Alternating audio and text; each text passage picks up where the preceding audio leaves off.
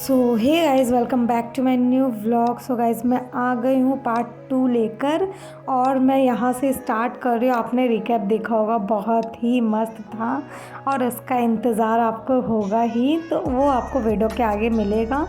तो यहाँ से मैं स्टार्ट करती हूँ। और ये मैं गई थी सेकंड मंडप जो बना हुआ था, उसमें ऐसे मैदान था, उसमें डिवाइड करा हुआ था। तो ये था सेकंड वाला जिसमें मैं गई थी। और गाइज़, ये अंकल से मैं बहुत देर तक बात करी। ये जो हाथ में वो अभी बना रहे हैं पेंटिंग, वो था 150 या 100 का समथिंग।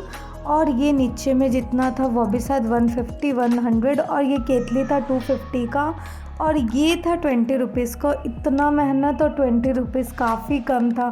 फिर मैं अंकल से पूछी आप कहाँ से हो, वो शायद मुझे मुर्शिदाबाद या क्या बताए, मुझे इतना याद नहीं आ रहा है। फिर मैं गई बगल वाले स्टॉल पे, वहाँ पे ये चिक्स रखे हुए थे तो मुझे बहुत प्यारे लगे। इसका प्राइस था 50 रुपीज़, दीदी ने मुझे तो यही बताया था। फिर अलग अलग स्टॉल पे अलग अलग प्राइस मिल रहा था। और ये केतली का कैप में उठा के देख रही थी कि काफ़ी प्यारा लग रहा था। अंदर में वही था, बस ऊपर से कारीगरी किया हुआ था इसमें। और ये पंखा बोलते थे ना, जब लाइन कट जाता था तो मेरी दादी लोग इसी से हाँकती थी हम लोग को। उसके बाद मैं थोड़ा आगे बढ़ी तो ये बहुत ही यूनिक टाइप का दिख रहा था। ये सारा नेकलेस वगैरह ही बोलते हैं, क्योंकि माला था, माला बनाया हुआ था। और ये सब 150 200 सबका अलग अलग रेंज था। फिर ये स्टॉल नंबर 53 था और मैं कहाँ से कहाँ कौन से स्टॉल में निकल रही थी मुझे भी नहीं समझ आ रहा था। और गाइज़, ये था 20 रुपीज़ करके। ये जो घर पे लगाया जाता है ना, बहुत ही सुंदर। और ये जो कैलेंडर देख रहे हो, ये 50 रुपीज़ का था और ये काफ़ी मुझे बहुत ही सस्ता लगा, बहुत। फिर भीड़ आप देख लो, चलने का भी जगह नहीं। जैसे जैसे शाम हो रहा था वैसे वैसे भीड़। और ये मेरे ड्रेस का कलर का था, 40 रुपीज़ था इसका प्राइस। फिर थोड़ा आगे बढ़ी तो ये मुझे बहुत सारे ट्रे दिखे, लंटेन था यहाँ पे। ये अंकल बना रहे थे, पेंटिंग कर रहे थे और ये कोई लेगा तो उसे दे भी रहे थे। तो दुकानदार भी यही थे, बनाने वाले भी यही थे। फिर ये डमरू स्टार्टिंग 150 से था इनके पास और बहुत ही यूनिक चीज़ें दिख रही थी। मैं तो आधा भी नहीं घूमी हूँ, मैं 2 पार्ट में डिवाइड करके दिखाई, बट मैं 30% भी ढंग से नहीं घूमी हूँ। इतना बड़ा ये पूरा मेला लगा हुआ था। और ये चॉपिंग करते हैं ना, वो सब था। और ये वाइन ग्लास मुझे याद आया, तो ये बहुत ही प्यारा लग रहा था। 80 रुपीज़ का था ये प्राइस इसका। उसके बाद मैं थोड़ा आगे बढ़ी तो ये कांच के बॉटल में पेंट किया हुआ था और 80 रुपीज़ इसका भी प्राइस था।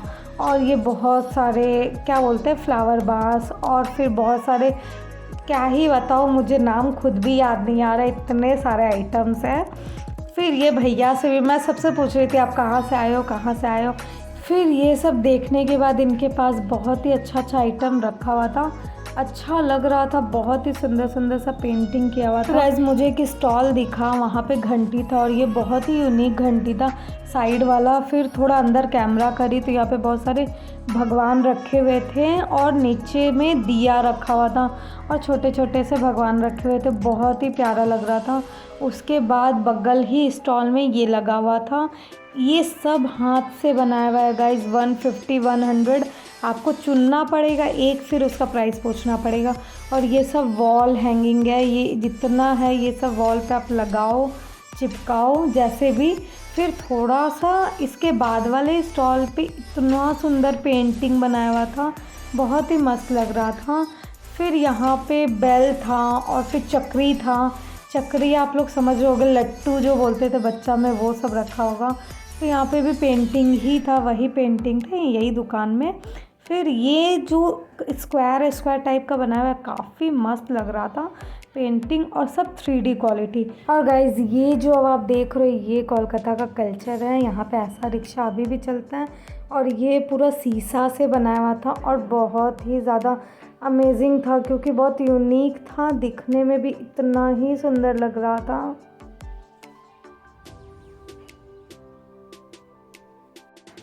इसके आगे स्टॉल दिखा था, स्टॉल का पूरा लगा हुआ था स्टॉल बैग, और वो भी सब हाथ से ही बनाए हुए थे।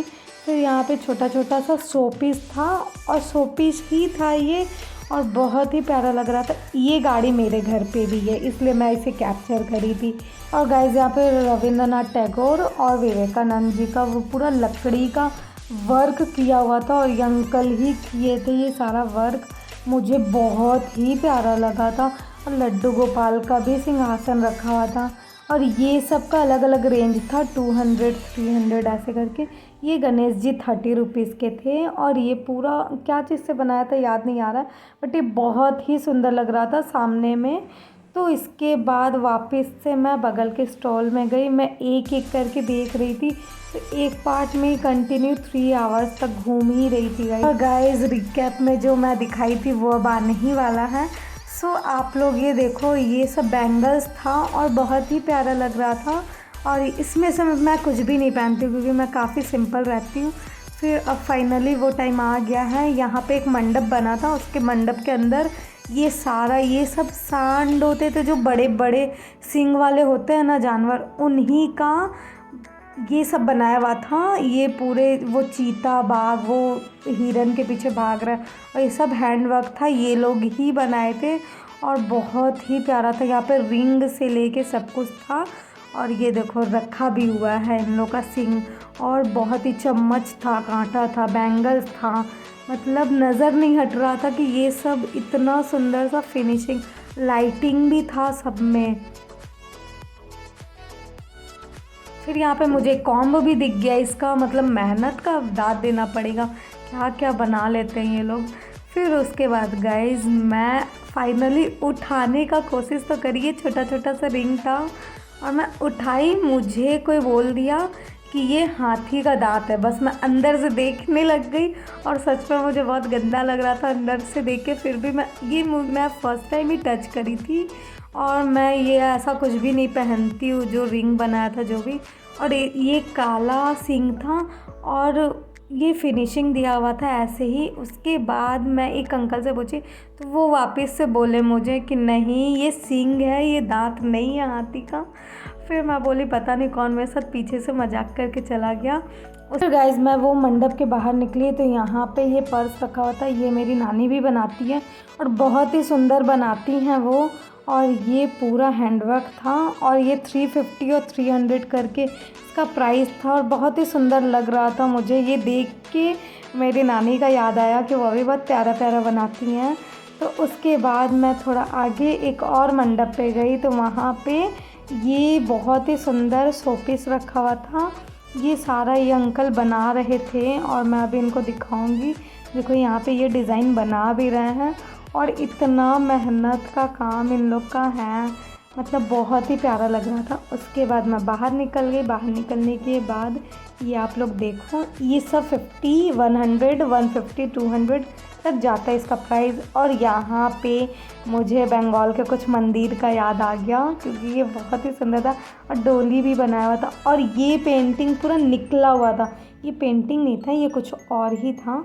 फिर उसके बाद ये आंटी हाथ से ही बना रही थी बैग। फिर गाइज यहाँ पे पूरा इयररिंग्स बना हुआ था, और माला वगैरह बना के रखा हुआ था। फिर ये भैया बहुत ही मस्त मस्त पेंटिंग बनाए थे, और मैं यहाँ से फ्लावर वगैरह जितना आप देख रहे हो ये सब नीचे का एक एक ठो ली थी, जो मेरे हाथ में आप तब से देख रहे होगे कि मैं एक लेके घूम रही हूँ, और मैं घर जाके दिखाऊंगी कि मैं क्या ली हूँ। तो ये देखो मैं ले चुकी हूँ, और मैं जो पार्ट 1 में दिखाई थी वीडियो के, उस टाइम में मैं सिर्फ ये एक लेके घूम रही थी, और मुझे सब देख रहे थे कि इतने फ्लावर्स में ये यही एक ली है। फिर उसके बाद यहाँ पे थोड़ा वो स्टोन टाइप वर्क आ गया। गाइस ये सब एकदम ट्रेंडिंग में चल रहा है, ये हैंड वर्क रहता है, ये सब रियल फ्लावर है, और इसके ऊपर से वो लोग पता नहीं अपने तरीके से बनाते हैं। और यहाँ पे ये यहाँ जो लड़की बैठी हुई थी वो बता रही थी, सब अपने हाथ से बना रही थी उस टाइम और सेल कर रही थी। तो गाइस जो लोग ये मेरा पार्ट 1 नहीं देखे थे वो लोग देख लीजिए, आपको पता चल जाएगा ये क्या चीज़ का मेला था। तो मिलते हैं नेक्स्ट ब्लॉग में, बाय बाय, टेक केयर।